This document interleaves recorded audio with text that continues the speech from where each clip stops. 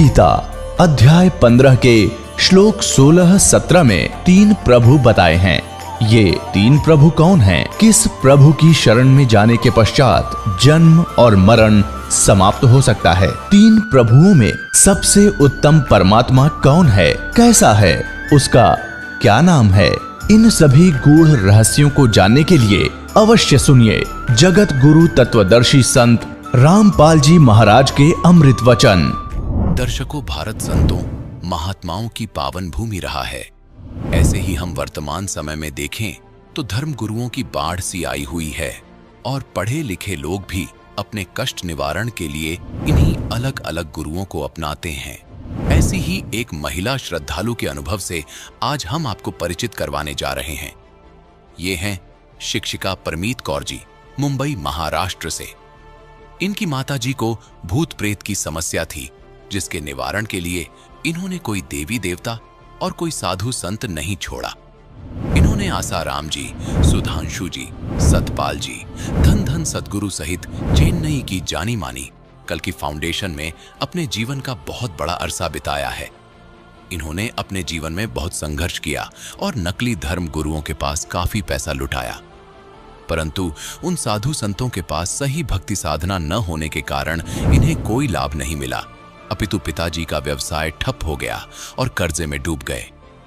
इसी दुख की घड़ी का सामना करते हुए इनकी माताजी को टीवी चैनल पर एक पूर्ण संत के विषय में जानकारी मिली और उनके आश्रम में जाने के बाद जो हुआ वह सुनकर आप आश्चर्यचकित रह जाएंगे। जो लाभ इन्हें अन्य धर्मगुरु पैसा लेकर भी नहीं दे पाए, वो लाभ उस आश्रम में उस पूर्ण संत की दिव्य आध्यात्मिक शक्ति ने इन्हें निशुल्क दे दिए। दर्शकों, वो पवित्र स्थान था पूर्ण संत रामपाल जी महाराज जी द्वारा संचालित सतलोक आश्रम। 2013 में वहां जाने के पश्चात इन्हें अनेकों अद्वितीय लाभ हुए। इनकी माताजी की भूत प्रेत बाधा ठीक हुई, इनके पति ने नशा करना त्याग दिया, बच्चे शारीरिक रूप से स्वस्थ हुए और मानसिक व आर्थिक लाभ मिला। अब आप स्वयं सुनिए परमीत जी का साक्षात्कार, उस पूर्ण संत की दिव्य आध्यात्मिक शक्ति का अद्भुत चमत्कार। बहन जी नमस्कार। सत साहिब जी। क्या नाम है जी आपका? मेरा नाम परमीत कौर चंडोक है। परमीत जी कहाँ से आए हैं आप? मैं मुंबई से आई हूँ, महाराष्ट्र से। क्या करते हैं आप? मैं टीचर हूँ सीबीएसई स्कूल में। संत रामपाल जी महाराज से कब जुड़े आप? मैं 2013 में संत रामपाल जी महाराज से जुड़ी हूँ। संत रामपाल जी महाराज से आप 2013 में जुड़े हैं। इससे पहले भी आप कोई साधना करते होंगे। आप पहले क्या साधनाएं करते थे? जी, मैंने बहुत सारी भक्ति साधना की है। जैसे कि मैं महाराष्ट्र में रहती हूँ, तो मैंने जितने भी देवी देवता हैं महाराष्ट्र में उन सब की भक्ति की है। और फ्रॉम चाइल्डहुड, लाइक मैंने 3 इयर्स की एज से टिल 20 इयर्स तक मैंने भक्ति साधना की है। और मैंने सारे देवी देवताओं की भक्ति की है। गुरुद्वारे में हम जाते थे, गुरुद्वारे की भक्ति की है। आपने संत रामपाल जी महाराज से नाम दीक्षा ली। आपने पहले किसी साधु संत से नाम दीक्षा ले रखी थी? जी सर, आपने बहुत इंटरेस्टिंग सवाल किया है। मैंने ऑल ओवर महाराष्ट्र के, ऑल ओवर इंडिया के बहुत सारे साधु संतों से भक्ति की है। जैसे कि आसाराम महाराज है, सुधांशु जी महाराज है, निर्मला देवी है, और कल्गी फाउंडेशन करके एक चेन्नई में बहुत बड़ा फाउंडेशन है, वहाँ पर किया है। और मैंने सुधांशु जी महाराज से भी 2 साल सतपाल जी महाराज के पास से भक्ति ली है। और मैंने गोरक्षनाथ के रिलेटेड एक महाराष्ट्र में संत है, तो उनसे नामदान लिया है। और मैंने ऐसा कोई साधु संत नहीं छोड़ा, छोटा बड़ा। जसवीर सिंह ऐसा ही करके एक संत है, उनके पास भी गए थे। तो मैंने टोटल 9-10 संतों से भक्ति ली है। इतने सारे साधु संतों से आपने नाम दीक्षा ली है, उसके बाद आपने संत रामपाल जी महाराज से नाम दीक्षा ली। इतने सारे साधु संतों से आपने नाम दीक्षा ले रखी थी, भक्ति आप पहले कर ही रहे थे, तो फिर संत रामपाल जी महाराज की शरण में आने का कोई विशेष कारण? जी, बहुत बड़ा कारण था कि मेरी मम्मी जो थी उसको बाहर की प्रेत बाधा थी। तो जैसे कि मेरे पिताजी के जो फ्रेंड थे, उन्होंने ही उनके ऊपर एक उनका काम बंद हो जाए, और ये मेरी बातें सुने, इसलिए उन्होंने बाहर की कुछ क्रिया कर रखी थी, बाहर की कुछ करनी जैसे बताते वो कर रखी थी। तो जैसे ही वो किया तो उससे मेरी मम्मी इतना परेशान हो जाती थी कि उसको वो तकलीफ़ होने के बाद में न वो खाना बना पाती थी, न वो कुछ कर पाती थी, तो वो बिल्कुल हेल्पलेस हो जाती थी। तो उसके बाद फिर मेरे पिताजी का काम एकदम ज़ीरो हो गया। उसके बाद हमने सोचा कि इनको, हमें किसी ने बताया कि आप गुरुओं के पास जाओ, एक संत बनाओ, गुरु बनाओ। तो मेरे पिताजी ने सबसे पहले आसाराम महाराज के पास गए हमको लेकर। उन्होंने बोला पूरी फैमिली जाओ, ये भक्ति लो, नाम करो। हम आसाराम महाराज के पास गए। सबसे मेन कारण था, हमने वहाँ पर 5 साल भक्ति की है। उन्होंने जो भी बताया, मेरी मदर ने, हम सब ने, पूरी फैमिली ने नाम लिया है। 5 साल हमने आसाराम महाराज जी के पास किया है, लेकिन वहाँ से मेरी मम्मी को कोई लाभ नहीं हुआ। तो मेरी मम्मी को बहुत ज़्यादा बाहर की बाधा पीड़ा की तकलीफ़ थी, और मेरे पिताजी का काम डे बाय डे ज़ीरो हो गया था। मैं 8th स्टैंडर्ड में थी, मेरे पढ़ाई का खर्चा एवरेज हाई लेवल पे चल रहा था। मेरा एक ब्रदर था, उसका भी पढ़ाई का खर्चा बहुत हाई था, तो हम ये सब एक्सपेंसेस एफोर्ड नहीं कर पा रहे थे। बहन जी, आप विभिन्न संतों के पास गए, आखिर आपकी समस्या क्या थी कि आपको इतने सारे संतों के, महंतों के, इतने सारे बाबाओं के आपको चक्कर लगाने पड़े? आखिर आप लोगों को समस्या क्या थी? सर, ये जो परेशानी थी, जो हमारी बाहर की जो तकलीफ़ जो मेरी मम्मी को होती थी, तो जब हम उनके पास जाते थे, मैंने सतपाल जी महाराज के पास गई हूँ, उन्होंने मुझे जो नाम दिया है, तो वो नाम आज संत रामपाल जी महाराज बताते हैं कि ये ऐसा ऐसा नाम है। मैंने वहाँ पर प्रैक्टिकली वो नाम का जप 2 साल किया है। आसाराम महाराज जी ने जो नाम मंत्र हमको दिए थे, जो सरस्वती मंत्र हमको दिया था बचपन में, वो नाम मैंने 5 साल तक किया है। और गोरक्षनाथ के पास 7 मंत्रों का जाप दिया था, जो मैं 108 की माल मैं करती थी। मैं आज आपके सामने एक लाइव एग्जाम्पल हूँ कि मैंने इतने गुरुओं के पास जाकर इतनी भक्ति की है। उन्होंने जो साधना दी है वो मैंने प्रैक्टिकली की है। मैं किसी भी संत के पास फेक बात नहीं कर रही हूँ, मैं खुद का सेल्फ एक्सपीरियंस आज बता रही हूँ आपको कि मैं उनके पास जाकर मैंने इतने years, 20 years of my life मैं उनके पास गई हूँ। 2-2 साल मैंने उनके साथ रहकर वो भक्ति की है जो उन्होंने दी है, और ये मैं खुद एक्सपीरियंस करके आई हूँ कि वहाँ पर क्या, मैंने खुद उनका प्रचार भी किया है कि ये संत है, आप इनके पास जाओ। तो वो मैंने जो प्रचार किया वहाँ पर, उस भक्ति से मुझे लाभ नहीं हुआ। तो फिर आपको कैसे आराम मिला? आपकी जो सारी बाधाएं थी, वो जो परेशानियां थी, कैसे ख़त्म हुई फिर वो सारी परेशानियां? तो जब हम संत रामपाल जी महाराज के पास पहुँचे, तो मेरी मम्मी ने पापा जी से कहा कि पापा ने मेरे पूछा कि आप संत रामपाल जी महाराज से, आज हमने नाम ले लिया है, तो क्या आज आपको तकलीफ़ फिर से हो रही है? तो मम्मी ने बोला यहाँ तो नहीं हो रही, हम घर जाके चेक करेंगे हो रही है कि नहीं। अगर घर जाते ही मुझे तकलीफ़ नहीं होगी तो ये संत रामपाल जी महाराज खुद परमात्मा का अवतार है, तो यही हमारे सच्चे गुरु हैं करके, और यही भक्ति हम इसके आगे उम्र भर करेंगे। और थैंक्स टू बंदी छोड़ सदगुरुदेव रामपाल जी महाराज, उस दिन के बाद मेरी मम्मी की वो जो तकलीफ़ थी ना, वो बिल्कुल नहीं हुई है। मेरी मम्मी साथ में है, और उसको आप देख सकते हो लाइव। देखो आज वो है ना मेरे साथ जिंदा है करके। ये जो बाहर की तकलीफ़ होती है ना, ये इंसान को कहीं का नहीं छोड़ती, ये मार के ही दम लेती है। माता जी नमस्कार। सत्संग। आपकी बेटी जो अनुभव हमारे दर्शकों के सामने जो साझा कर रही है, क्या वास्तव में ही आपको ये परेशानियां थी? क्या वास्तव में ही आपने हिंदुस्तान के सभी संतों के पास जाकर अपनी बीमारी का इलाज करवाना चाहा? जी हाँ, मुझे भूत बाधा की तकलीफ़ थी। रात के 1:30-2 बजे रोज़ मुझे नींद नहीं आती थी। जब मैं सोती थी, कोई तो भी चीज़ आके मुझे परेशान करती थी, मुझे किधर हाथ में किधर कुछ ऐसे टोचती थी, तो मैं उठ के बैठ जाती थी, डर जाती थी। कभी कभी वो चीज़ मेरे मुंह के अंदर श्वासों के थ्रू अंदर प्रवेश कर जाती थी, पेट तक आ जाती थी, तो पेट दुखने लग जाता था। दुखने लगा तो ऑटोमेटिकली मैं आधी रात को उठ के बैठ जाती थी। आपको जो परेशानियां थी उसका समाधान करने के लिए आपने किन किन धर्मगुरुओं से आपने नाम दीक्षा ली? जो समस्या थी उसको हल करने का उपाय पूछा? मैंने पहला स्वामी हरिदास जो है वडगांव शहरी में, पूना में रहते हैं, उनके पास गई थी। फिर किसी ने बताया भाई आसाराम बापू जी के पास जाओ, उनको सदगुरु कर लो, तो उनके पास भी गई थी। उनके पास से भी आराम नहीं आया। फिर सुधांशु जी महाराज के पास गई, और फिर जो देवी रहती है, दुर्गा माता रहती है, कल्की फाउंडेशन वालों ने बोला कि आप दुर्गा यज्ञ करो। तो दुर्गा यज्ञ को बहुत पैसे के खर्चे थे, तो हमको इतना अफोर्ड नहीं होता था। फिर भी एक बार हमने किया। एक बार करने से कुछ इतना लाभ हुआ नहीं, थोड़े दिन आराम हुआ जरूर, लेकिन उसके बाद फिर वो परेशानी चालू होगी। मतलब मेन मुझे क्या, रात को नींद नहीं आती थी। वो जो परेशानियां थी कैसे ख़त्म हुई फिर वो सारी परेशानियां?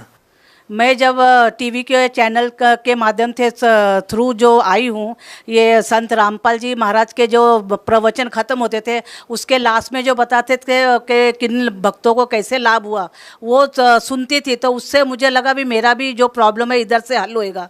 तो मैंने हमारे भगत जी को कहा कि हम इधर आश्रम में फ़ोन करते हैं। तो हमने हरियाणा में फ़ोन किया तो वो उधर बोले आपने एड्रेस दे दिया पूना का भी, आप इधर आ जाओ, ये तो आपको इधर आके नामदान लेना पड़ेगा तो ही होगा, ये फ़ोन के ऊपर पूरी बात नहीं हो सकती। तो हम लोग उधर हरियाणा चले गए। हरियाणा गए तो उन्होंने बोला आपको नामदान लेना पड़ेगा। तो उधर नामदान ले लिया और उसी दिन से मुझे तुरंत ही उस दिन रात को मैं शांति से आराम से सोई, मुझे कुछ तकलीफ नहीं हुई। फिर भी मेरे दिल में ऐसा आया भी मैं ऐसा ना हो, अभी तो मैं संत रामपाल जी महाराज के सामने हूँ, ये उपस्थित है इधर गुरुजी, और घर में जाकर मुझे तकलीफ़ ना हो जाए। तो हम उधर 5-7 दिन रुक गए कि रात को भी मुझे कुछ तकलीफ़ होती है कि नहीं, तो कुछ तकलीफ़ नहीं हुई। और फिर घर में आने के बाद भी मुझे कभी तकलीफ़ नहीं हुई। हमने उधर कुछ पैसा वैसा कुछ भी दिया नहीं है। देखिए, पहले जो आपको समस्या थी तो विभिन्न संतों ने आपको अलग अलग तरह के विभिन्न अनुष्ठान बताए, अलग अलग तरह से आपसे पैसा लिया। तो जब आप संत रामपाल जी महाराज के शरण में गए तो आपने कितने अनुष्ठान किए, कितने पैसे आपने दिए जब आपको ये राहत मिली? मैंने 1 पैसा भी दिया नहीं, उधर मुझे सब फ्री में हुआ। खाली उधर गुरुजी ने जो मंत्र दिए हैं वो मंत्र करने मात्र से ही मेरी वो तकलीफ़ हल हो गई। उन्होंने जब लाइन में लग के आशीर्वाद दिया, हालांकि मैंने उनको बताया भी नहीं था भाई मुझे ये तकलीफ़ है, लेकिन वो तो अंतर्यामी है, वो तो परमात्मा है, वो तो स्वयं जानते हैं भाई मेरे बच्चे को क्या तकलीफ़ है, वो स्वयं ही जान गए। उन्होंने मुझे आशीर्वाद दे दिया और मैं ठीक हो गई। आपने हिंदुस्तान के उन सभी नामी गिरामी संतों से नाम दीक्षा ली जो आज के दिन टीवी चैनलों पर प्रसिद्ध हैं, लाखों लोगों का प्रतिनिधित्व करते हैं, लेकिन आपकी माताजी की जो भूत प्रेत की बाधा थी वो किसी भी संत से दूर नहीं हुई। आपकी ज़िंदगी में जितने भी कष्ट थे वो किसी भी संत से दूर नहीं हुए। लेकिन जब आपने संत रामपाल जी महाराज से नाम दीक्षा ली तो आपके सभी वो दुख दूर हो गए। तो संत रामपाल जी महाराज से नाम दीक्षा लेने के बाद आपको और क्या राहत मिली जो आप लेना चाहते थे? सर मुझे सिर्फ संत रामपाल जी महाराज के पास से नाम मात्र लेने से जिस दिन मैंने नाम ले लिया उसके बाद मेरे हस्बैंड बहुत ड्रिंक करते थे और मैंने 20 साल भक्ति क्यों की थी कि शायद मैं लाइफ जब मेरा मैरिज होगा उसके बाद मुझे कुछ परेशानी नहीं होगी। इतनी सारी देवी देवता की भक्ति करने के बाद इतने यज्ञ, डे एंड नाइट यज्ञ किए मैंने, मंदिरों में माथा टेका है, हार फूल चादर वादर जितना भी मटेरियल था मैंने सब भक्ति भाव से चढ़ाया है। ऑल सब मैंने उपवास, हर दिन के उपवास मैंने कर लिए हैं। और इतना करने के बाद मैरिज के बाद मेरे ऊपर बहुत दुखों का पहाड़ टूट गया। तो उस दिन मैंने पिताजी को बोला, तुमने तो मुझे बोला था कि सब भक्ति करो ताकि शादी के बाद तुमको सब बेनिफिट होंगे। मेरे लाइफ का मैंने बोला एक भी बेनिफिट नहीं है। मैं डे एंड नाइट में वर्स्ट सिचुएशन में जा रही हूँ। मेरे हस्बैंड बहुत ड्रिंक करते थे। वो ड्रिंक की वजह से उनका बहुत बार एक्सीडेंट हो गया है। उनका बिजनेस टोटली लॉस में गया और मेरे 2 छोटे बच्चे थे, मैं होमलेस हो गई। वो बिजनेस इतना लॉस में गया और 4 व्हीलर बिक गई। मैं रेंट के घर पे रहने के लिए आई। मैंने बोला इतना भक्ति करने के बाद इतने दुखों में कोई नहीं जी सकता है। मैंने सब मंदिरों में जाना स्टॉप कर दिया था और मैं कुछ भी नहीं करती थी।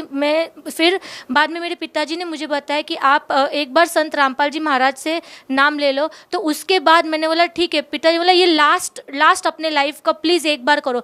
जब मैंने संत रामपाल जी महाराज से नाम लिया विदिन 6 मंथ मैंने संत रामपाल जी महाराज को नहीं बताया था कि मेरे हस्बैंड इतना ड्रिंक करते। उन्होंने 6 महीने के अंदर उनको प्रेरणा हुई, वो खुद आए, उन्होंने नाम लिया। आज उनकी 6 महीने के अंदर मेरे हस्बैंड की ड्रिंक छूट गई। उसके बाद 1 साल के अंदर मेरा बॉम्बे में फ्लैट बन गया है, मेरा खुद का फ्लैट बना है। आज मुझे परमात्मा ने बहुत बड़ा घर दिया है। 3 इयर्स के बाद मुझे कार मिल गई है। मेरा बिजनेस आज टॉप इस पे फ्लो हो रहा है। स्पेयर पार्ट का हमारा बिजनेस है। आज इतना बिजनेस हमें अच्छा, मेरे 2 बच्चे थे कंटिन्यूस बीमार होते थे, हॉस्पिटलाइज करना पड़ता था उन्हें। आज दोनों बच्चे मेरे बहुत स्वस्थ थे, पैसों का खर्चा नहीं है। और उस दिन के बाद मेरे हस्बैंड का कभी एक्सीडेंट नहीं हुआ। और सबसे बड़ा भक्ति लाभ है ना भक्तों, मुझे भक्ति का मिला है। देखो मैं भक्ति के लिए टाइम देती थी, इसलिए मैंने 20 साल अपनी लाइफ के टीनेज के जो एन्जॉयमेंट के ईयर्स होते हैं ना, वो मैंने भक्ति में लगाए। एक बोली भाव जो मेरा था ना, वो मैं भक्ति की, मैं परमात्मा पाना चाहती थी, क्योंकि मैंने संतों की वाणी में सुना है कि मानव जीवन में परमात्मा की प्राप्ति करनी होती है। तो एक सच्ची भक्ति संत रामपाल जी महाराज ने मुझे दिए, निष्काम भाव से दिए, कुछ बिना एक्सपेक्टेशन के, बिना पैसों से मुझे उन्होंने वो भक्ति दी है और मुझे सद्भक्ति मिली है। उस सिर्फ नाम मात्र से आज मेरे हर एक काम हो गए, आज मेरे पास हर एक वो सुख है जिसके लिए आप आज हर जगह पे, आज हम बिजनेस करते हैं। आज यंग जनरेशन है ना, भक्ति नहीं करती है, क्या बोलती है, उतना ही टाइम हम बिजनेस में लगाएंगे ना, हमको ये फैसिलिटीज़ मिलेगी। आज नाम मंत्र से भक्ति की जो सही भक्ति, सद्भक्ति जो वेदों में लिखी है, गीता में लिखी है, कुरान शरीफ में लिखी है, बाइबल में लिखी है, वो सब भक्ति से आज मुझे इतना लाभ हुआ है ना कि आज मेरे घर में हर वो सुख है। आज मेरा बिजनेस इतना हाई फ्लो है कि मैं आज सेकेंड घर की भी प्लानिंग कर सकती हूँ, एक सेकेंड इन्वेस्टमेंट की भी प्लानिंग कर सकती हूँ। तो ये जो सारे बेनिफिट है ना, ये उस भक्ति का फल है जो मुझे संत रामपाल जी महाराज जी के पास से मिला है। बहन जी, आपके जीवन में ऐसा मोड़ आया कि आपका जो जीवन था वो ऐसे कगार पे था कि जो आपकी जीवन रेखा थी वो समाप्त होने वाली थी। आपकी ज़िंदगी में आपको कोई भी आशा की किरण नज़र नहीं आ रही थी। हिंदुस्तान के सभी संतों को आपने खंगाल कर देख लिया, आपको कोई राहत नहीं मिली। उसके बाद आप संत रामपाल जी महाराज के शरण में जाते हैं और आपके जीवन में एक नया सवेरा आता है। आपकी माता जी को आराम होता है, आपको गवर्नमेंट जॉब मिलती है, आपको सरकारी नौकरी मिलती है, आपके पति नशा छोड़ देते हैं और आपका जो जीवन है वो खुशियों से भर जाता है। उसके बाद आप देखते हैं कि उस संत के ऊपर बहुत सारे आरोप लगते हैं और उनको जेल में डाल दिया जाता है। कैसा लगता है आपको ये सब देख करके? सर ये बहुत गलत हुआ है। आज दास आपके सामने, मैं इसके लिए आपके सामने आई हूँ कि आप इतनी, आज भी मेरे पीछे से जो बहन भाई दूसरे संतों के पास जा रहे हैं तो उनके पास, ये मेरा सेल्फ एक्सपीरियंस है, उनके पास सद्भक्ति नहीं है। संत रामपाल जी महाराज हमें वो भक्ति दे रहे हैं कि जो हमारे होली बुक्स में प्रोवाइडेड है, which is given for us. तो ये जो भक्ति है ये संत रामपाल जी महाराज दिखा रहे हैं और संत रामपाल जी महाराज से ये जो भक्ति है फ्री में है। बस यही यहाँ पर यही तकलीफ आ रही है कि जो बाकी संत है ना, वो कहते हैं कि अगर आप ये सब फ्री में भक्तों को देना चालू करोगे तो हमारे पास कौन आएगा करके। आप ये आपसे ना सिर्फ पैसे की उम्मीद रखते हैं, बिना पैसे के आप इनको बोलो कि आपका ये काम करवा के दिखा दे, ऐसा कोई मंत्र देवे जो बिना किसी होम यज्ञ के हो जावे, तो ये नहीं दे पाएंगे। तो संत रामपाल जी महाराज फ्री में आज ये भक्ति दे रहे हैं, यही ये सब संतों को गवारा नहीं हो रहा है। और ये मैं बरवाला कांड में 2014 में मैं खुद वहाँ बैठी थी और मैं आई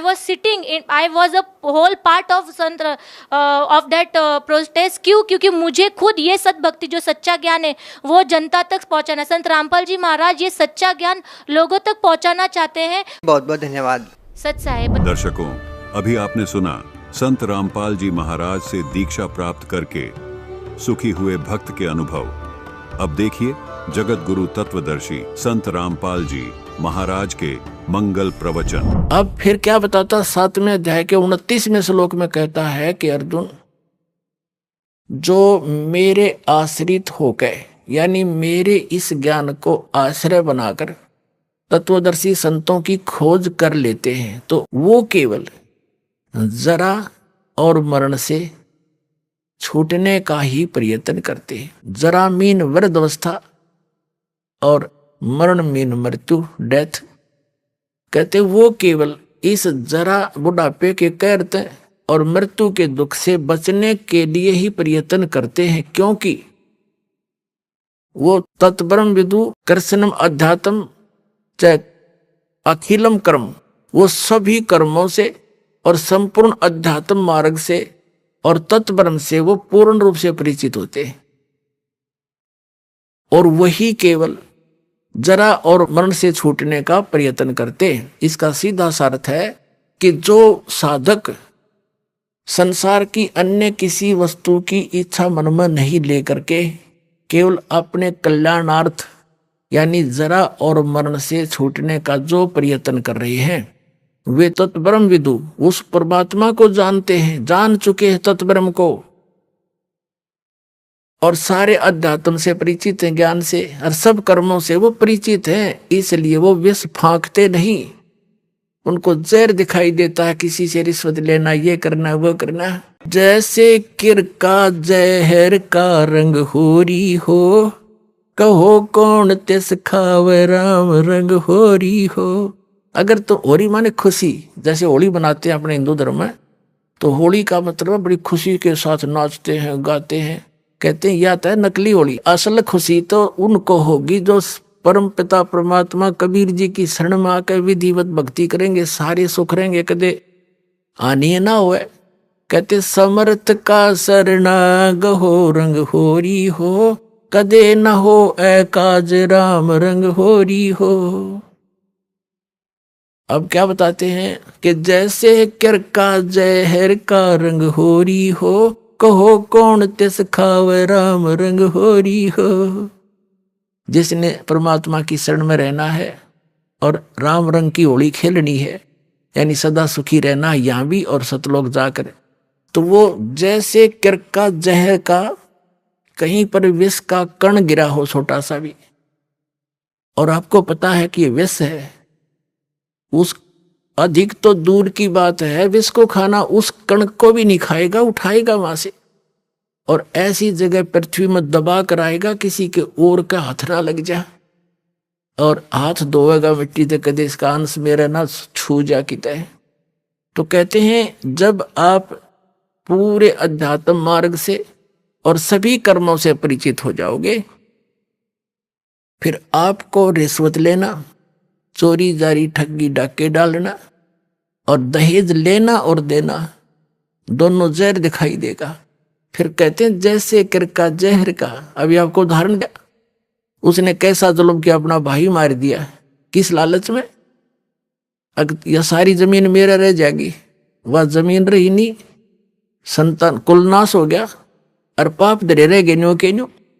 तो ये सच कर मान लिए, कोई वैसे सिंपल एग्जाम्पल मात्र नहीं है, ये गॉड गिवन ज्ञान है, उस कबीर परमात्मा का बताया हुआ, आंखों देखा उन महापुरुषों का बताया।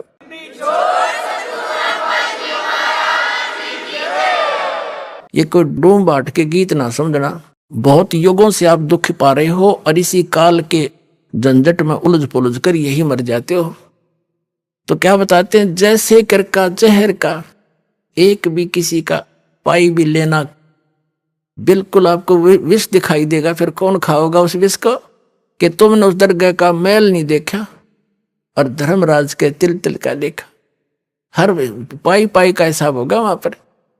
तो इसमें तो बहुत बड़ा बखेड़ा बन जाएगा आपके लिए। तो बुद्धिमान व्यक्ति फिर उसका निकट नहीं जा सकता।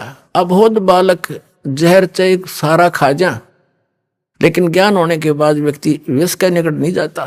तो जब तक आप अबोध थे, खाते रहे विष, मरते रहे, गधे कुत्ते बनते रहे, ये विष है, ऐसे संकट भोगने पड़ते हैं अपने को। और जब बुद्धिमान हो गए वो तो इसका निकट भी ना आते। जैसे भक्ति के मार्ग में बहुत ही सीमित सामान लेकर चलना चाहिए। एक समय ये परमात्मा स्वयं आकर के भक्ति दृढ़ करते हैं कबीर परमेश्वर जी। एक समय ये कहीं प्रकट हो गए थे, वहां रह रहे थे एक संत रूप में। उनके शिष्य हुए एक रंका, एक बंका, एक उनकी लड़की थी, उसका नाम था वंका।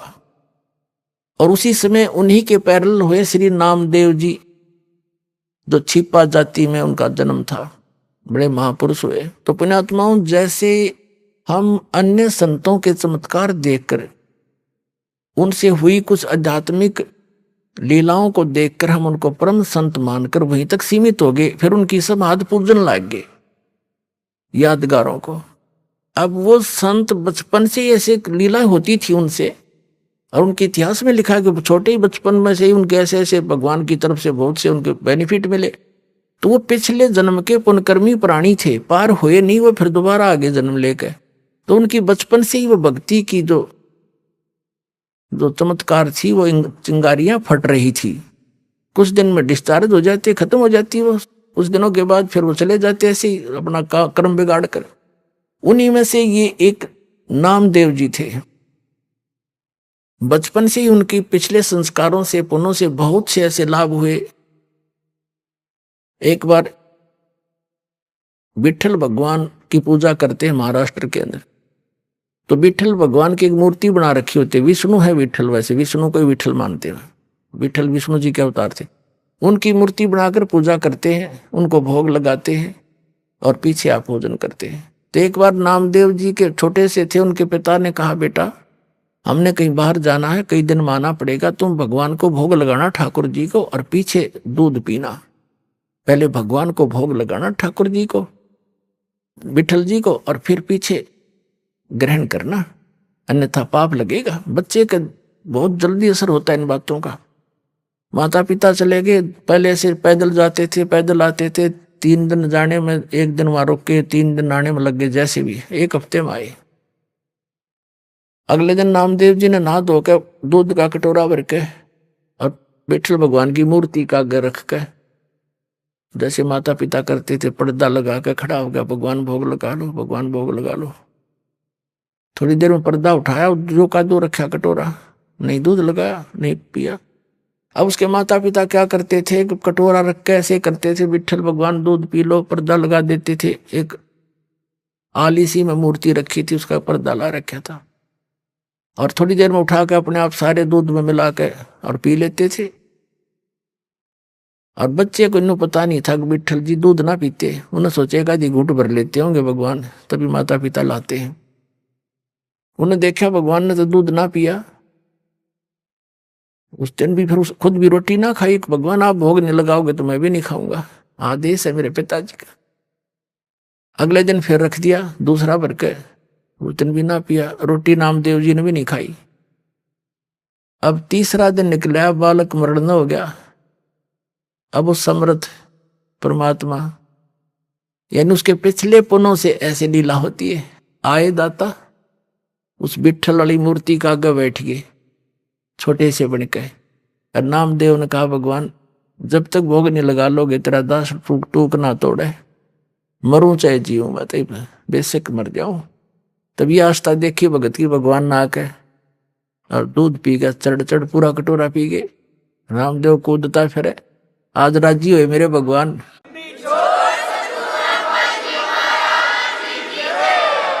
नामदेव जी की खुशी का ठिकाना नहीं, आप भी दूध पिया, छक्कर रोटी खाई, अकाद प्रसन्न हो गए मेरे भगवान, मेरे से कोई रोटी बन गई थी। अब रोज पीवे, रोज दर्दे दूध सामने पीवे गट गट, और फिर मूर्ति सी दिखे।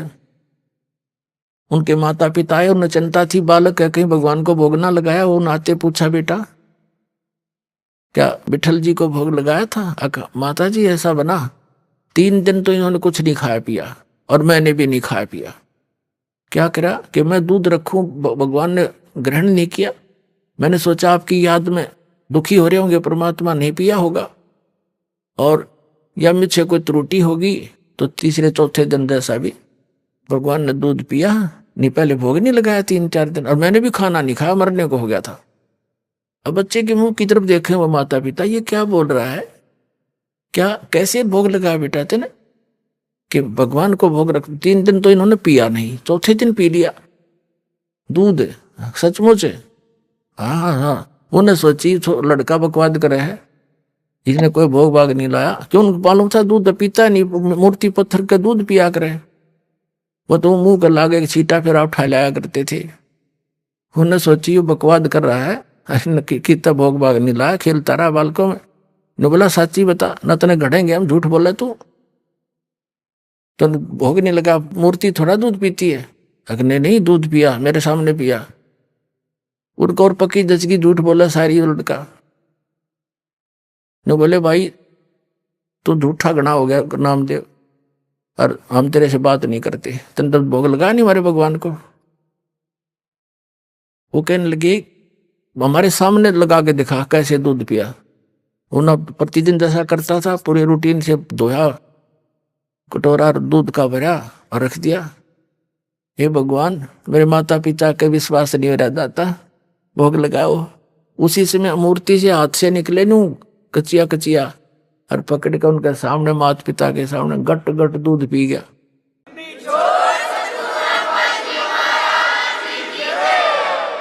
तब उसके माता पिता ने सारे गांव में बता दी, नगर में, कि विठल जी ने दूध पिया मेरे बेटे से, दूध पिया मेरे बेटे से। ये और गांव का जच्चे ना वो लागे कहने बकवाद करता है, पाखंड करता है, तो है झूठा कपटी, क्यों पाखंड फैला रहा है। मूर्ति कभी दूध पीती है। पंचायत होगी, पंचों ने फैसला किया कि हमारे सामने दूध पिलाओ भाई, जब मानेंगे ना तुम्हें गांव से निकालेंगे। तुम पाखंड फैलाते हो, अपने घर पर लोगों का चढ़ा चढ़वाने के लिए भ्रमित कर रहे हो, वहां बुलाने लग जाओगे कुछ दिनों में। अब समस्या आ गई। नामदेव भी बुला लिया, बैठ के नामदेव का पिता बैठ गया साथ में, नामदेव बैठा और कहा भाई क्यों बच्चा, विठल जी ने दूध पिया था? कहाँ जी पिया। अब ये रखी है मूर्ति अलग से सुथरी स्थान पर बनाकर सटेज सी रख रखी थी कि यहाँ पे ला के दिखा दे, ये दूध रखा। वो अपना जैसे भी नहा धो के आया था, हाथ धोकर रखा कि हे विठल महाराज दूध भोग लगाओ मेरे दाता, मेरे माता पिता संकट के अंदर हैं, दया करो मेरे मालिक। उसी समय पंचों के सामने हाथ निकले मूर्ति से और गट गट दूध पी लिया। सारे देखे खड़े खड़े।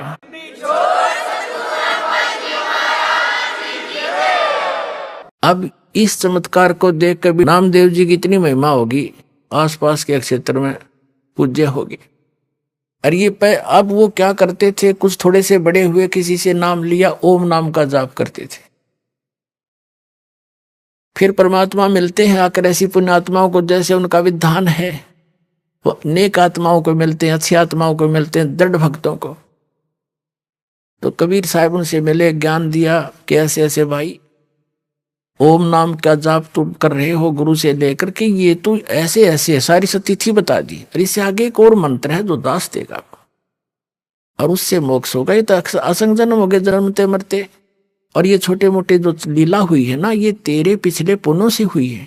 आगे चार्जर ठीक नहीं है, पीछे बैटरी चार्ज थी, तब तक यह काम कर रही है। सारा समझाया उनको, जैसे भी उस भाषा में। तो भी नामदेव जी ने नाम ले लिया, किससे? उस संत से जो स्वयं मालिक गुप्त रूप से रहा करते थे। अब नाम भी ले लेते हम, लेकिन वो पुरानी जो साधनाएं हैं, जो क्रियाएं वन में समारी हैं, वो भी साथ करते रहते। एक दिन नामदेव जी, क्योंकि ये छिपा जाति में थे और ब्राह्मण लोग अन्य जाति वालों को भगवान की आरती में निकट नहीं जाने देते थे, दूर खड़ा रखते थे। वो आरती जहां करते थे विठल जी की, ब्राह्मण वर्ग ही रहते थे वहां, उसको सक्षेत्र था। एक दिन नामदेव जी जा रहे थे, आरती मंदिर में हो रही थी। इतने आत्म विभोर हो गए, पंडित जी तो ऐसे वो घंटियां बजा रहे थे, और नामदेव जी ने जूते निकाल लिए दोनों अपने, और जूतों को लगे बजाने, और बजाते बजाते उन पंडितां के बीच में पहुंच गया। जैसे मंदिर की दर्शन करने के लिए मूर्ति के निकट पंडितां के बीच में घुस गया। उन्हें देखा कि वो कौन आ गया, छोटी जाति का, हाथ में जूते ले रहा, पकड़ के बाजू से और मंदिर के पीछे पटक दिया जाकर, किसने आरती में बाधा कर दी। कहते हैं भगवान कबीर साहब ने उस मंदिर का मुंह फेर दिया नामदेव की तरफ।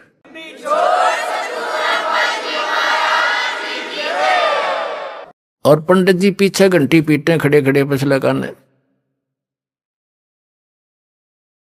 तो नामदेव जी उठकर आगे। अगले दिन वो उनसे मिला, अपने गुरु बहनों से, भाई से, रंका, बंका और वंका। तो घर पे पहुंचा, वहां आते जाते रहते थे। घर पे गया तो अकेली लड़की थी वंका, माता पिता कहीं बाहर गए हुए थे। वो लड़की कुछ पट्टी तैयार करे थी, जैसे किसी का चोट लाग जाए उसका, जैसा भी देसी इलाज, कोई कूट छेद के जड़ी बूटी। नामदेव जी ने पूछा, बहन किसको क्या हो गया, आप क्या बना रही हो? अब पुण्यात्मा भगत जो होते हैं वो भगत वाली भाषा बोला करते हैं। और लड़की बोली, भाई नामदेव तू चल रहा है बनमुखी, अपने हिसाब से चलता है भाई, तू आगा पीछा नहीं देखता, तेने क्या जरूरत थी उन पंडितों के बीच में जाकर खसण की है? जब तेरी बेइज्जती देखी नहीं गुरुजी पे, और गुरुदेव ने जो तेरा मंदिर घुमाया है ना, उसके कारण गुरुदेव का चोट लग गई हाथ के, और उसके लिए पट्टी तैयार करूं। नामदेव कुछ सोच ले भाई, ना दुखी करया करे। नामदेव ने सोचा गुरुजी दिखे भी कोई ना वहां पर, और मंदिर घूम गया, उसने वहम हो गया था कि मेरी भक्ति ने कर दिया यूं काम। उसकी फड़क निकालनी थी, वो भ्रम निवारण करना था दाता ने। अब उसने सोचा बहन सचमुच एक और मैं बालक हूं, मूर्ख हूं, पट्टी ले जा रही हूं, चाल मेरे साथ। वो दोनों गए। गुरुजी का चोट लाग रही हथेलियां पे, और लड़की ने मैलम लाकर पट्टी बांधी, चरणा में पड़ गया, रोन लग गया। ने बोला भगवान मेरे से गलती होगी, माफ करते हो, आगे से ऐसी गलती नहीं करूंगा। बोला कहा बेटा जब मैंने मार्ग बता रखा, वो मंदिर में टिंडे लेने गया था, तो जो भक्ति मैंने बता रखी इस विधि से तेरा कल्याण होगा, वहां किस लिए गया था? तो मानते हो नहीं, मनमुखी चलते हो, इसलिए मार खाते हो। तो उसके बाद उसकी वह दृढ़ता बढ़ गई सचमुच। लेकिन वो तो मालिक थे। वो जैसे आजकल परंपरा चल गई है कि गुरु ही भगवान होता है, गुरु भगवान नहीं होता। वो तो भगवान ना आए थे सीधे गुरु बन के, और अपनी भक्ति की सतिथि बना कर रखनी थी। काल नो सोचा है नकली संत नकली पंथ बनाकर नकली नाम जाप करा के इनकी भगवान से आस्था हटा दूं। जो साधना ये करेंगे उससे लाभ तो होना नहीं, आपत्ति नो की नो पड़ेंगी आके, तो कुछ दिन में भक्ति छोड़ देंगे। और परमात्मा 100 क्रियाएं करता है, आप भी आते हैं, कोई एक आधा संत भी भेज देते हैं, तो अधिकतर स्वयं ही आए हैं मालिक ने, और स्वयं ही वो काम करा जो भगवान किया करते। तो भगवान और गुरु वो तो ऑल इन वन थे, वो तो सब कुछ थे दाता। लेकिन अन्य जो गुरु है वो गुरु है और भगवान अन्य है। गुरु परमात्मा का पुजारी होता है और उससे मिलाने वाला मीडिया होता है। गुरु भगवान नहीं होता, भगवान तो भगवान ही होता है। लेकिन उस परमात्मा को पाने के लिए एक विधि बताई है परमात्मा ने कि अपने गुरु को आप एज ए गॉड ट्रीट करना, उससे भगवान की तरह व्यवहार करना, ताकि जब तुम यहां से जाओगे इसी रूप में आगे भगवान परीक्षार्थ बैठेगा। और यहां जैसा व्यवहार आप कर रहे हो, जैसे विचार अपने गुरुजी के प्रति रखते हो, वो वहां भी होंगे। तो वहां जैसी आपकी व्यवहार विचार त्रुटि युक्त होंगे तो वहां से आपको रिजेक्ट कर दिया जाएगा, फिर वापस गिर जाओगे। इसलिए परमात्मा कहते हैं गुरु मानुष कर जानते ते नरकइये अंध, महादुखी संसार में आज्ञा काल के फंद। गुरु गोविंद कर जानियो रहियो बचन समाए, और मिले ते दंडवत बंदगी नहीं पल पल ध्यान लगाए। अब कहने का भाव क्या है कि जैसे ये दास है, इस दास के स्थान पर भगवान आ सकते थे, वो आ जाएं, और आप उनको खोज रहे हो, भगवान अब यहां आ जाए। वो भगवान आपका कैसा व्यवहार होगा, जैसा इस दास के प्रति आपका है, तो उस परमात्मा के प्रति जो आपका भाव बनेगा, और वो भाव इस दास के प्रति नहीं है तो वहां भी नहीं बनेगा आपका फिर उसके प्रति। अब जैसे परमात्मा यहां आ जाए आपको, जिसकी आप खोज कर रहे हो, तो किस प्रकार लपटोगे उसके चरणों में, रोगे, मुंह की तरफ देखोगे, 100 बार शुक्र मनाओगे, भगवान बड़े भाग जाएंगे, दर्शन होगे। जिस भगवान को हम खोज रहे हैं, और वो आज इस दास के स्थान पर होता रहा, वो तो हजारों बार हुए हैं, रहे हैं दाता, हम नहीं समझ सके। उसको जन साधारण एक भक्त संत समझ कर हमने उनसे डील किया। आप जो व्यवहार मेरे से कर रहे हो वैसा उसके साथ करोगे। तो परमात्मा वहां जब जाएगा तो यहां ये सोचकर हमने गुरुदेव से डील करना चाहिए कि मान लियो भगवान बैठे हमारे सामने, भगवान के सामने कपट से बात नहीं की जा सकती। जो आदेश देव श्रोधार्य होना चाहिए, अपनी नहीं चलानी चाहिए, क्योंकि वो आपके हितैषी हैं, आपका बुरा नहीं चाहते, केवल भले के लिए आपको आदेश देंगे, ऐसा नहीं करना, ऐसा नहीं करना, केवल ऐसा ही करना। वचन मानोगे तो भगत बनोगे और आपका कल्याण होगा। यह कहते मुख पर वचन करे परमाना, और घर पर जाकर करे विज्ञाना। मुख पर गुरु जी की बात मान ले, हाँ जी, और घर जाकर न सोचो ना, नो थोड़ा ऐसे थोड़ा करना है, बताइए मर्यादा कैसे छोड़ेंगे। तो फिर के खाक से सो तुम, जो गुरु वचन पर डट गए कट गए फंद 84 के। भाई जो गुरु वचन पर डट गए कट गए फंद 84 के।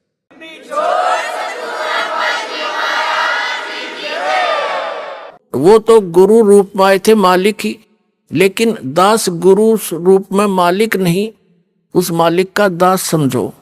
लेकिन गुरु को भगवान के तुल्य मानने से आपकी समस्या हल होगी, नहीं तो होए को नहीं। जैसे एक मैथमेटिक्स का एक गणित का प्रश्न होता है ऋण का, उसमें मूलधन ज्ञात करना होता है। तो मूलधन तो होता करोड़ों रुपए में, अरबों में। उस अरबों करोड़ों वाले मूलधन को प्राप्त करने के लिए मानना पड़ता है, मान लीजिए मूलधन 100 रुपये। वो मूलधन 100 रुपये होता नहीं, लेकिन उसको मूलधन मानने बिना वो करोड़ों अरबों वाला मूलधन आपको मिल नहीं सकता। तो जो परमात्मा है वो तो परमात्मा है, वो तो समर्थ है, लेकिन उस समर्थ को पाने के लिए इस दास को आपने मानना पड़ेगा मूलधन, यानी गुरु मान ले भगवान।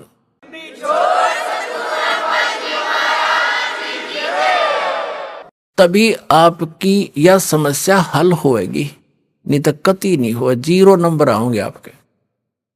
तो इस प्रकार समझदार को संकेत बहुत होता है। अब प्रसंग चल रहा है कि फिर जब भक्ति मार्ग पर चल पड़ते हैं, घना सामान धर के सिर पर नहीं चला जाता है, ये परंपराएं हटानी पड़ेंगी। और जैसे भगवान रखे न्यो रहना पड़ेगा। जैसे कर का जहर का रंग हो रही हो, कहो कौन तीस खावे राम रंग हो रही हो। अब रंका बंका झोपड़ी में रहते थे, वृद्ध हो गए थे, और क्या करते थे, जंगल से लकड़ी तोड़कर लाते थे, उसको बेचकर अपना खाने जोगा रखकर बाकी गुरुदेव के चरणों में भंडारे में लगा देते थे। एक दिन नामदेव जी, गुरुदेव यानी कबीर परमात्मा गुरु रूप में आए हुए थे, उनसे कहने लगे, गुरुदेव आपके 2-3 भक्त हैं, कितने निर्धन हैं, इनको कुछ धन दे दो, इनका टाइम भी पास हो जा, भक्ति भी घनी कर ले। अब परमात्मा ने सोचा कि नामदेव तो बालक है, कति श्रद्धा बतेरी है, पर इसमें विवेक बना नहीं। अरे भक्ति करें और ये कौन से बर्तन बनाओ है। वहां से लकड़ी तोड़ी, वहां तक लकड़ी तोड़ने जाते हैं तो मंत्र करते जाते हैं, लकड़ी तोड़ के सिर पर धरी मंत्र करते आते हैं। भक्ति मत बाधा है नहीं। और लेकिन नामदेव जी की उस समय समाज की सोच घड़ी थी, उस बच्चे को भी सेट करना था अपने को। तो परमात्मा ने कहा भाई ठीक है, चल धन दे देता हूं, पर मैंने कोशिश बहुत करी है भाई, ये रखते नहीं धन ने, मैं देता हूं, ये सारा दान कर देते हैं। बोले ये लेते नहीं और ना मांगते कभी मेरे तय। पर रामदेव ने कहा जी आप तो बिन मांगे भी दे देते हो। कि भाई दे तो दूंगा, पर ये लेते नहीं मेरे से। अब नामदेव जी का गला उतरा नहीं कि भाई इतने दुखी हो रहे, क्यों ना लेंगे पैसा, तो ले ही लेंगे ये। वो परमात्मा बोले गुरुदेव रूप में कि अच्छा भाई आज इनको वो पैसे देते हैं। गहने ले लिए, गहने आभूषण सोने के चांदी के अच्छे 2-3 किलो एक थैले में लेके नामदेव और गुरुदेव दोनों उस रास्ते में खड़े हो गए, झाड़ के आड़ में ओट में, जिससे वो दोनों रंका और बंका लकड़ी तोड़कर लाते थे। अब रंका तो आगे चल रहा था, बंका थोड़ी पीछे रह गई थी।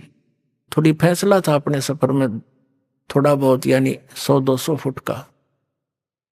तो उससे परमात्मा ने क्या किया कि जिस रास्ते से वो आ रही थी वहां पर वो आभूषण डाल दिए और झाड़ के पीछे जाकर दोनों छुप गए। अब आगे आ रहा था रंका, उसने देखा गहने पड़े हैं। अभी आपने सुने संत रामपाल जी महाराज के मंगल प्रवचन। आइए अब सुनते हैं संत रामपाल जी महाराज से नाम दीक्षा लेकर सतभक्ति करके अद्भुत लाभ प्राप्त करने वाले अनुयायियों के विचार। दर्शकों, आज के शिक्षित समाज ने भले ही विज्ञान और उपकरणों में कितने ही बड़ी उपलब्धि क्यों ना हासिल कर ली हो, लेकिन आज भी संपूर्ण आध्यात्मिक ज्ञान में वो शून्य ही हैं। ऐसा हम इसीलिए कह रहे हैं क्योंकि इसी से जुड़ी आप बीती हमारे साथ साझा की है प्रधानाध्यापिका रह चुकी महाराष्ट्र की विजया जी ने। इन्होंने अपने जीवन का काफी लंबा अरसा बच्चों को शिक्षा देने में बिताया है। इसी के साथ इनका आध्यात्मिकता में भी रुझान काफी था, जिसके लिए इन्होंने आशाराम बापू, कुमारस्वामी और अन्य संतों को गुरु भी धारण किया। मंदिरों में गईं, तीर्थ स्थलों के भ्रमण किए और भगवान की तलाश में विदेशों में भी गईं। पर फिर भी संपूर्ण आध्यात्मिक ज्ञान से ये अनभिज्ञ रह गई। इसी की खोज में इनके पति द्वारा इन्हें मिलती है पुस्तक आध्यात्मिक ज्ञान गंगा, जिसे पढ़ने के बाद इन्हें आध्यात्मिक गूढ़ रहस्यों का पता चला, जिससे आज का शिक्षित समाज भी अनभिज्ञ है। दर्शकों, इस पुस्तक के लेखक हैं तत्वदर्शी संत रामपाल जी महाराज, जिनसे नाम उपदेश लेने के बाद इनके जीवन में अनेकों अद्भुत चमत्कार भी हुए। ये लगभग 6 साल से लाइलाज बीमारी कैंसर से पीड़ित थी, जिसका इलाज तत्वदर्शी संत रामपाल जी महाराज की आध्यात्मिक शक्ति से पूर्ण हुआ और आज विजया जी पूर्णतः स्वस्थ हैं। अब आप सुनिए विजया जी की जीवन कहानी उन्हीं की जुबानी। जी नमस्कार। नमस्कार। क्या नाम है जी आपका? विजया घनश्याम उमाले। जी कहाँ से आए आप? मैं नागपुर महाराष्ट्र से आई हूँ। क्या करते हैं आप? मैं स्कूल में प्रधान अध्यापिका थी और अभी 12 साल हो गए, रिटायर्ड हो गई हूँ। माता जी, अब इतने ज़्यादा पढ़े लिखे हैं, इसके बावजूद भी आपकी अध्यात्म के प्रति रुचि क्या कारण है? क्योंकि मुझे बचपन से ही अध्यात्म के रुचि थी। हाँ, जब मैं छोटी थी तो मेरे दादाजी हमको आध्यात्मिक बातें बताया करते थे और रात को 8 बज गए कि वो हमको 8 बजे अपने रूम में बुलाते थे और सब धार्मिक बातें हमको बताते थे। उसमें सबसे ज़्यादा वो हमें गीता के बारे में बताते थे और इसलिए गीता में मुझे बहुत रुचि थी। लेकिन इतना देखने के बाद भी मुझे गीता पूरी तरह से कभी समझ में नहीं आई। लेकिन आप तो काफ़ी पढ़े लिखे हो। फिर भी नहीं समझ, गुरु के सिवा नहीं समझ सकते। क्या आपने अपने जीवन में पहले कोई गुरु बनाया? हाँ, मैंने बनाए थे। मैं गई थी आसाराम बापू के जो सत्संग आते थे उसमें मैं जाया करती थी। हमारे नागपुर में भी उनके सत्संग होते थे टीवी पे और कार्यक्रम के लिए मैं जाया करती थी। और उसके बाद मैं कुमार स्वामी इनके यहाँ भी मैं जाती थी, उनसे दीक्षा ली थी। 2-3 साल तक उन्होंने जो बताए थे भक्ति मार्ग वो हम किया करते थे। आप इतने सारे संतों से जुड़े रहे, इसके बाद आपका क्या अनुभव रहा? वो गुरुओं में मुझे ऐसा दिखा कि पैसे से ही ज़्यादा प्यार है। उसमें मुझे इतना दिलचस्प नहीं आया कि यानी मेरा मन आकृष्ट हो जाए, ऐसा मुझे कुछ भी नहीं मिला वहाँ पर। लेकिन लाखों में शिष्य हैं उनके। शायद उनको कम गिर रहे होंगे, वो ज्ञान समझने में कम हो। मैं पढ़ी लिखी होने के कारण मैं किताबें पढ़ती हूँ, ज्ञान पढ़ती हूँ और जब मुझे वो अच्छा लगता है तभी मैं उसे स्वीकार करती हूँ। माताजी, हम आपसे ये जानना चाहेंगे कि पहले ही आप संत आसाराम जी से और कुमार स्वामी से जुड़े हुए थे, तो आपको संत रामपाल जी महाराज जी के शरण में आने की क्या जरूरत थी? मेरे जो पति हैं, हस्बैंड, वो वाराणसी गए थे। वो ऐसे किसी आश्रम में सत्संग सुनने के लिए गए थे और वो वहाँ सेवादार भी थे। 6 महीने से वो वहीं थे। तो कोई सत्संग हुआ और कोई वहाँ पर भगत जी आध्यात्मिक ज्ञान गंगा जो किताब है वो छोड़कर चले गए। तो फिर उन्होंने उन मैनेजर से पूछा मैं ये किताब लेके जाऊँ क्या, क्योंकि इन्होंने कुछ पन्ने पढ़े तो उनको बहुत अच्छा लगा। और फिर मई महीने में 2012 मई में वो जब नागपुर वापस आए तो मुझे भी पढ़ने के लिए दिया। पढ़ने के बाद मैं इतनी आकृष्ट हो गई, वो ज्ञान मुझे इतना अच्छा लगा कि मैंने इनके कहा कि नहीं चलो निकालो रिजर्वेशन, हम बरवाला आश्रम जाएंगे। और 2012 में हम दोनों पति पत्नी बरवाला आश्रम संत रामपाल जी महाराज का जो आश्रम है वहाँ हम पहुँच गए। और जैसे ही मैं पहुँची तो मेरे आँखों में बहुत आंसू आने लगे। पता नहीं क्या था, मैं कभी रोती नहीं, लेकिन उससे मैं पता नहीं क्यों मेरे आँखों से इतने आंसू आते, मुझे समझ में नहीं आया। और मैंने तुरंत ही मैं थोड़ा सा मुझे ऐसा लगा कि नहीं, यही है सच्चा ज्ञान मुझे मिलेगा, यही सारे सच्चा गुरु मुझे यही आश्रम में मिलेगा। और मैंने मेरे पति से भी नहीं पूछा और मैंने नाम दीक्षा ले ली गुरु जी से। जी, हमारा सवाल अब आपसे ये है कि नागपुर महाराष्ट्र से इतनी दूर जाकर हरियाणा में संत रामपाल जी महाराज जी से आपने नाम दीक्षा ली, तो आपको नहीं लगता कि आप महाराष्ट्र के ही किसी और संत से नाम दीक्षा लेते तब भी आपको ऐसा ज्ञान मिल सकता था? हाँ, स्थानीय गुरुओं के पास भी हम लोग जाते थे, मंदिरों में जाते थे। पूरे हिंदुस्तान में मैं घूम के आई हूँ, सब तीर्थ यात्रा करके आई हूँ, हिंदुस्तान के बाहर भी मैं घूम के आई हूँ। लेकिन ना मुझे मंदिरों में कुछ ऐसा वातावरण मिला, ना किसी आश्रम में मिला। केवल जो मिला तो संत रामपाल जी महाराज के आश्रम में ही मुझे मिला और मेरे मन की तृप्ति हो गई।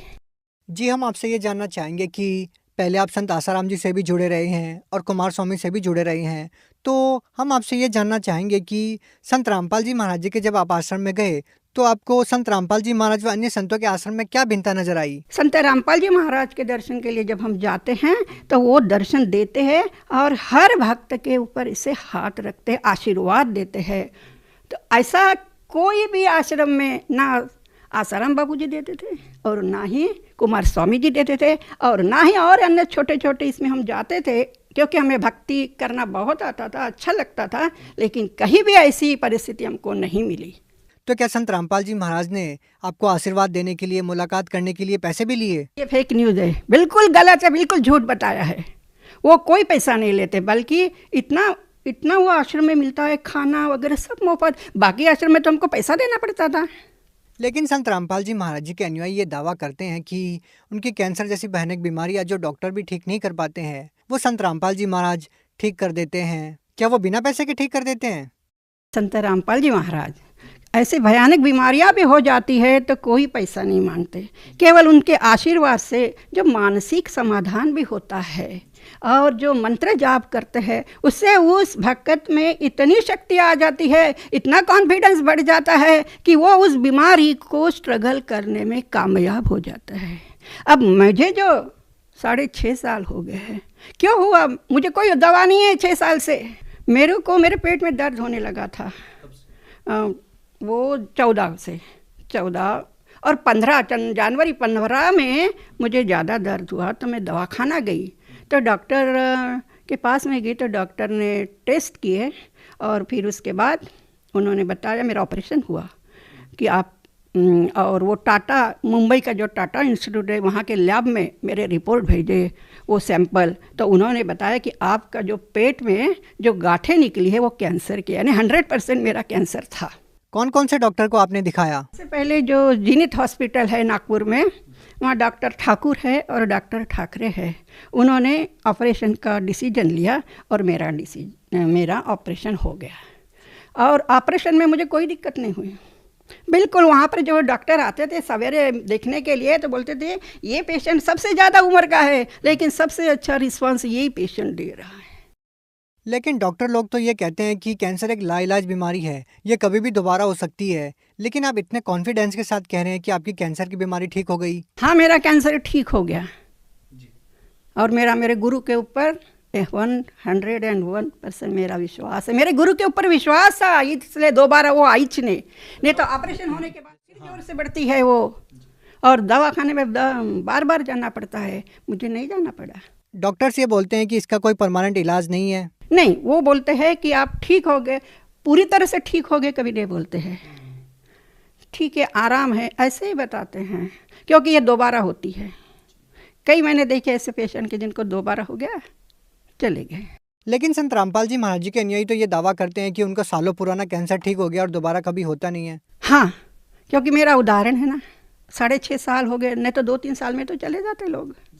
मुझे कोई तकलीफ नहीं हुई, बिल्कुल मुझे दवाखाने में दौड़ना नहीं पड़ा कि रात बेरात चलो पेशेंट को लेके जाएंगे, कुछ भी नहीं हुआ, क्योंकि मुझे मेरा गुरु के ऊपर विश्वास है। मेरे पाँव में तकलीफ होती थी तो मैं रात को बहुत तड़पती थी, वो भी मेरे पाँव अच्छे हो गए हैं। कोई परेशानी नहीं, बिल्कुल परेशानी नहीं हमें, हम बिल्कुल सुखी परिवार से हैं। माता जी, आप संत रामपाल जी महाराज जी के बारे में और क्या कहना चाहेंगे? मैं समाज को यही कहूँगी कि अगर हिंदुस्तान में अगर कोई संत है तो संत रामपाल जी महाराज एकमेव संत हैं, जिनका ज्ञान इतना है कि जो हमारे पुराने जो धर्म ग्रंथ है उसमें सब लिखा हुआ है। हम इतने पढ़े लिखे होकर भी इतने दिनों तक पढ़े, यानी वो ज्ञान हमने ना पढ़ा ना किसी संत ने उनके बारे में बताया। लेकिन संत रामपाल जी महाराज एक में ऐसे संत है कि जो कि हमारे जो पुराने जो धर्म ग्रंथ है उसे खोलकर बताते हैं। हमने तो अभी तक खोलकर देखा ही ना, हम इतने पढ़े लिखे होकर भी खोलकर देखे नहीं। तो मैं तो समाज को यही कहूँगी कि हमारे जो ग्रंथ है जैसे शिव पुराण है, देवी पुराण है, खोल के देखो। वेद तो है लेकिन वेद समझने में बहुत तकलीफ होती है, गीता तो समझ में नहीं आती है क्या कहना चाहते हैं भगवान। संत रामपाल जी महाराज के सत्संग सुनोगे, वो खोल कर दिखाते हैं सब, तो वो समझ में आता है। मैं तो समाज को यही कहूँगी कि अब समय मत दौड़ाओ। ये क्या दिख रहा है देश में, ये कितने लोग जा रहे हैं कोरोना से, उनके पास जाइए, उनका ज्ञान समझिए और अगर उन्होंने जो नियम बताया उस नियम के अनुसार आप भक्ति करोगे तो पार हो जाओगे। माता जी, एक बात बताइए, ये सवाल आपसे पूछना काफ़ी वाजिब भी है क्योंकि आप पढ़े लिखे इंसान हैं, आप प्रिंसिपल भी रहे हैं। तो आज का जो पढ़ा लिखा समाज है, जो हाई क्वालिफिकेशन कर चुका है, वो साइंटिस्ट लोग बाबाओं को फेक मानते हैं, भगवान को नहीं मानते, उनका मानना होता है कि आप खुद अच्छे कर्म कीजिए, बाबाओं के पास मत जाइए, तो आप उन लोगों को क्या कहना चाहेंगे? मैं तो यही कहूँगी, मेरे विद्यार्थी जो है वो भी अब PhD वगैरह बहुत बड़े बड़े हो गए, 40-50 साल के हो गए हैं। मैं वो अगर मेरा इंटरव्यू देख रहे हैं तो मैं तो उनको यही कहूँगी कि ये जो तुम पढ़े लिखे हो ना, जो अब तुम्हें अहंकार आ चुका है कि हम पढ़े लिखे, हम क्यों जाए बाबा लोगों के पास।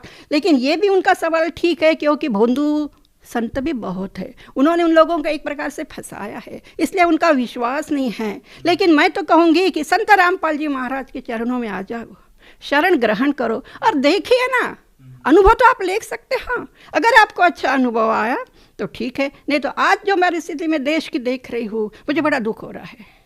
क्यों हो रहा है? क्यों इतनी खराब परिस्थिति हमारे देश में आ गई है? क्यों हम नास्तिक हो जाते जा रहे हैं? क्यों हम निगेटिव बात सोच रहे हैं? इसी का परिणाम आज है हमारे देश को भुगत, और कल जाकर ये जो आज के जो बच्चे हैं ना, उनको बहुत बुरे दिन आने वाले हैं। तो इसलिए संत रामपाल जी महाराज के शरण में आओ, पॉजिटिव थिंकिंग है वहाँ पर, और देखिए कि आपका, आपके परिवार वालों का बहुत भला हो सकता है। अभी जो नई बीमारी पूरे दुनिया में हाहाकार मचा दिया है कोरोना ने, तो क्यों नहीं वो साइंटिस्ट लोग जो दवा दे रहे हैं, वैक्सीनेशन दे रहे हैं, फिर भी क्यों लोग मर रहे हैं? पहली स्टेज होगी, दूसरी लॉट आ गई, अभी तीसरी आने के लिए डरा रहे हैं। रोज़ मीडिया में देखो वो बताते हैं आ रही, लोग डर के मारे कितने परेशान हैं। तो इसलिए भगवान के शरण में जाओ, वो भगवान आपको मिलेगा संत रामपाल जी महाराज के रूप में। और दूसरी बात मैं ये कहूँगी कि कृष्ण भगवान ने भी गुरु बनाए थे, और राम ने भी गुरु बनाए थे, सुखदेव जी ने गुरु बनाए थे। उनके पास गुरु ने तो स्वर्ग में आने नहीं दिया था। फिर हमें गुरु की कितनी आवश्यकता। गुरु के सिवा हमारा मोक्ष ही नहीं हो सकता, ना हमारी तरक्की हो। हाँ, भौतिक तरक्की हो जाएंगी, लेकिन आध्यात्मिक प्रगति नहीं होगी। और मैंने ये भी देखा कि बहुत भक्ति करने वाले, जो कि मेरे ससुर जी थे, मेरी सास थी, बहुत भक्ति करते थे। श्रावण महीने में एक महीना तक खाना नहीं खाते थे, केवल दूध पीते थे। लेकिन उनका जब मृत्यु का समय आया ना, बहुत खराब मृत्यु हो गई। 2-2 साल तक खटिया पर पड़े रहे, कोई उनके रूम में नहीं जाता था, इतना गंदा बास आता था। मुझे ऐसा लगता था कि इतनी भक्ति करने वाले, शंकर जी की भक्ति करने वाले, हमारे यहाँ तो हनुमान जी का मंदिर है, मंदिर में पूजा करने वाले हमारे घर के लोग, इतने धार्मिक लोग, क्यों इतनी बुरी मृत्यु आ गई उनको? यह प्रश्न मुझे बार बार होता है। आप भगत समाज को क्या संदेश देना चाहते हैं? मैं भगत समाज को यही संदेश देना चाहूँगी कि इस पृथ्वी पर अगर कोई संत है तो संत रामपाल जी महाराज है। उन्हीं के पास आपको अच्छा ज्ञान मिलेगा। उन्होंने जो बताया है तो आप किताबें उनकी पढ़ सकते हो। और हमारे जो पुराण हैं, 18 पुराण हैं, भगवत गीता है, वेद है, पढ़े लिखा समाज है अभी, वो भी इसको पढ़ सकते हो। बाद में विश्वास करो, आप उनके ज्ञान को समझो, बाद में विश्वास करो। मुझे बहुत दुख होता है कि इतने साल हमारे जो पूर्वज हैं वो भी चले गए, पता नहीं वो किस योनि में पड़े हुए हैं। अगर ये ज्ञान अगर मिल जाता था उस समय, तो हमारा देश तो और आगे चला जाता था। हम लोग बहुत सुखी रहते। आज ये कोरोना का मुंह हमें देखने को नहीं मिलता था। माता जी, अगर कोई व्यक्ति संत रामपाल जी महाराज जी से नाम दीक्षा लेना चाहेगा तो वो नाम दीक्षा कैसे ले सकता है? उसके लिए व्यवस्था है कि टीवी चैनल, काफ़ी टीवी चैनल्स पर उनके सत्संग आते हैं, और वहाँ पर फ़ोन नंबर दिए जाते हैं। उस फ़ोन नंबर को आप लोग देखिए और नंबर कांटेक्ट कीजिए। हर जिले में, हर डिस्ट्रिक्ट में नामदास सेंटर खुले हुए हैं, और वहाँ पर आपको जानकारी मिल जाएंगी। नामदार सेंटर पर गए तो वहाँ के जो सेवादार होते हैं बहुत अच्छी प्रकार से समझाते हैं कि हमने कौन सी गलतियाँ नहीं करनी है, गलती करेंगे तो उसका फल हमें क्या मिलेगा, बहुत अच्छी प्रकार से समझाते हैं। तो मैं समाज को कहूँगी कि आइए, अगर मेरे जैसी एक टीचर, प्रधानाचार्य अगर इस संत के चरणों में गई है तो आप लोगों को जाने के लिए क्या है। हम भी तो पढ़े लिखे हैं, हम गवार नहीं हैं कि अंधविश्वास नहीं है। हम सोच समझ कर यहाँ पर आए हैं, और हम तो यही कहेंगे कि यहीं आओ, संत रामपाल जी महाराज जी के शरण में आइए। जी बहुत बहुत धन्यवाद सत साहेब।